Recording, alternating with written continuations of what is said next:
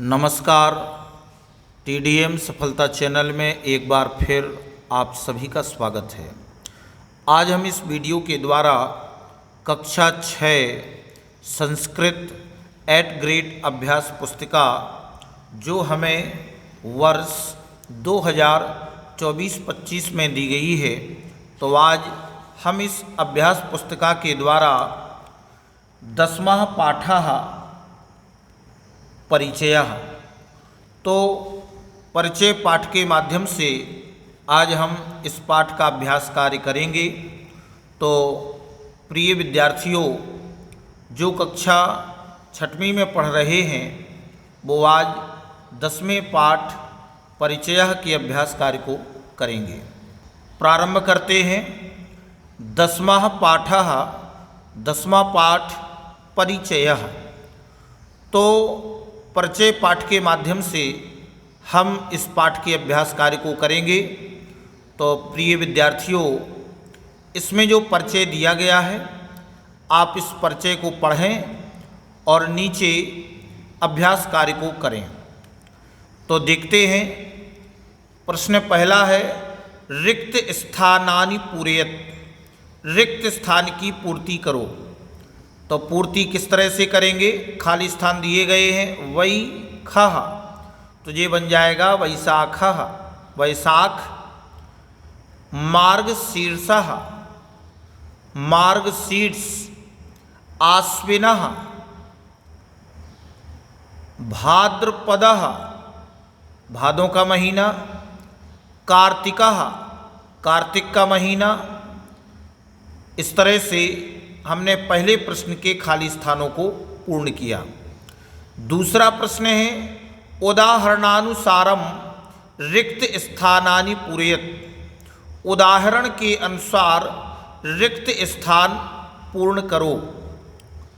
तो अब हमें यहाँ पर 3 बिंदु दिए गए हैं, पूर्व मासः, वर्तमान मासः, आगामी मासः। तो आप देखेंगे कि हमें यहाँ पर वर्तमान मास में दिए गए हैं महीने। तो ये कहता है कि वर्तमान के पहले कौन सा महीना है और वर्तमान के आगामी बाद में आने वाला कौन सा महीना है। जैसे वैशाखः, वैशाख का जो महीना है उसके पहले होता है चैत्र, चैत्रः, और वैशाख के बाद आता है ज्येष्ठः, जेठ। अब आगे दिया है श्रावणः। तो श्रावण के पहले होता है आषाढ़ः, आषाढ़ के बाद सावन, और इसके आगामी मास में आएगा भाद्रपदः, भादों। इसके बाद दिया है आश्विनः, अर्थात कुमार का महीना। तो इसके पहले होता है भाद्रपदः और कुमार के बाद होता है कार्तिकः। इसके बाद दिया है माघः। तो माघ के पहले होता है पौषः, पूष का महीना, और माघ के बाद आता है फाल्गुनः, फाल्गुन का महीना। भाद्रपदः, भादों का महीना। तो इसके पहले होता है श्रावणः, सावन, भादों, और इसके बाद होता है कुमार, आश्विनः, आश्विन का महीना। तो इस तरह से हमने इन महीनों को प्रश्न के अनुसार भरा। निर्देशः बहुविकल्पीय प्रश्नाः। बहुविकल्पीय प्रश्न। प्रश्न पहला है, आचार्यस्य नाम अस्ति। आचार्य का नाम है। तो आचार्य का नाम है अविनाशः। तो चौथे नंबर का सही हो जाएगा अविनाशः। आचार्य का नाम अविनाश है। प्रश्न दूसरा, सर्वस्य भूषणम अस्ति। सबका आभूषण है चंद्रः, पति, राजा, विद्या। तो विद्या सबका आभूषण है। चौथा नंबर सही होगा। प्रश्न तीसरा, ग्रामस्य समीपे सरोवरः अस्ति। गांव के पास में तालाब है। अत्र यहाँ ग्रामस्य शब्दे विभक्ति अस्ति। ग्राम के शब्द में विभक्ति है तो ग्रामस्य रामस्य, तो इसमें हो जाएगा षष्ठी विभक्ति ही, पहले नंबर का षष्ठी विभक्ति ही। चौथा प्रश्न दिया है एतत् षष्ठ वर्गस्य पुस्तकम अस्ति, यह छठवें वर्ग की पुस्तक है। वाक्ये षष्ठी विभक्ति युक्तम शब्दम अस्ति, वाक्य में षष्ठी विभक्ति युक्त शब्द है, षष्ठी विभक्ति युक्त शब्द है रामस्य वर्गस्य, यानी षष्ठ वर्गस्य, इसमें षष्ठी विभक्ति का शब्द है, तो दूसरा नंबर सही होगा षष्ठ वर्गस्य। प्रश्न पांचवा है संबंधवाचक कार्य के अथवा शब्दे विभक्ति भवति, तो संबंधवाचक कारक में षष्ठी विभक्ति होती है, तो चौथे नंबर का सही होगा षष्ठी विभक्ति ही। निर्देशः रिक्त स्थानानि पूरयत्, हमें रिक्त स्थान भरने के लिए शब्द दिए गए हैं। मम देशस्य बगरोदा ग्रामम संविधानस्य रामस्य, तो आप देखेंगे प्रश्न छठवां नाम भारतम अस्ति, नाम भारत है, मम नाम भारतम अस्ति। प्रश्न सातवां देश प्रदेशः मध्य प्रदेशः अस्ति, प्रदेश मध्य प्रदेश है, कहाँ का मध्य प्रदेश है, देशस्य प्रदेशः, यानी देश का प्रदेश मध्य प्रदेश है। प्रश्न 8 मम ग्रामस्य नाम बगरोदा ग्रामम अस्ति, मेरे गांव का नाम बगरोदा ग्राम है।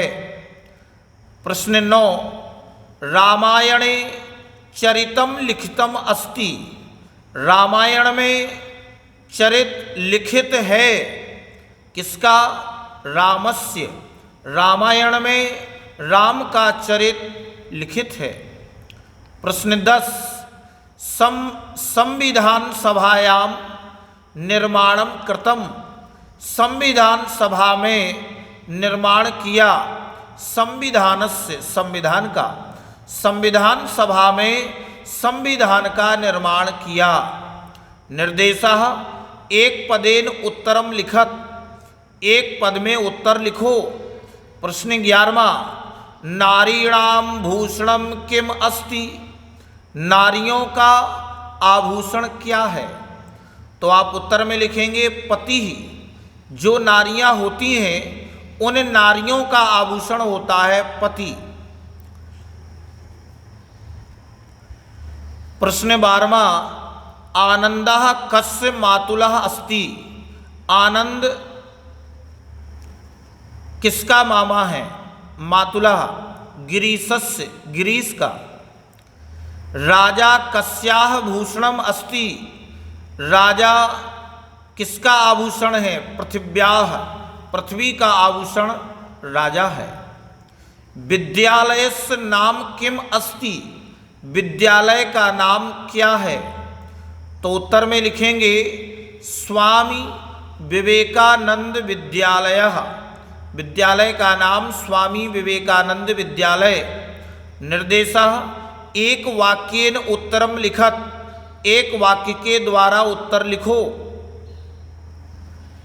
प्रश्न 15वां कवितायाः विद्यालयस्य पुरतः कः अस्ति,